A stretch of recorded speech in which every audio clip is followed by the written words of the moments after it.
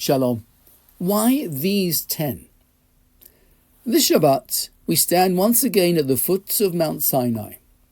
The Torah describes an extraordinary experience. The entire people of Israel gather together and hear God communicate with them directly. According to the Midrash, the souls of all Jews born in future generations were also present at that moment. Out of that overwhelming encounter emerged what we commonly call the 10 Commandments, more precisely the Aseret HaDibrot, the 10 Declarations. A question immediately presents itself. What is so special about these particular 10? Of course, every mitzvah in the Torah is significant. We know that the Torah ultimately contains 613 commandments, each an expression of divine will. And yet some mitzvot that seem equally foundational are absent from the list spoken at Sinai.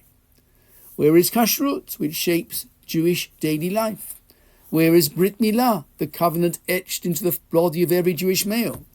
Where is Tzedakah, the moral obligation to care for the vulnerable?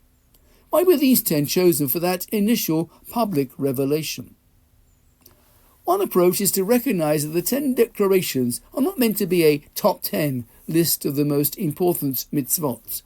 They're not commandments ranked by significance. Rather, they function as a kind of spiritual and moral constitution, a set of foundational principles upon which the rest of the Torah is built. As Rav Soloveitchik explains, the 10 Commandments are unique because of their ethical character. Not one commandment refers to worship or ceremony. The Aseret HaDibrot established the basic conditions for a society that can live in God's presence. They begin with the fundamentals of belief that God exists, that history has meaning, that human life has purpose. They continue with the ethical boundaries without which no community can survive: prohibitions against murder, theft, exploitation and betrayal. These are not only Jewish values, they are the moral bedrock of any functioning civilization. Ritual commandments like kashrut and circumcision are no less holy, but they are covenantal expressions that assume something deeper has already been established.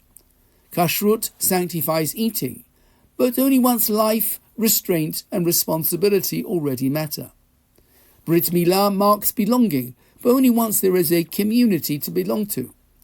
Tzedakah refines generosity, but only once the dignity of the human being is non-negotiable. At Sinai, God does not begin with the details, he begins with foundations.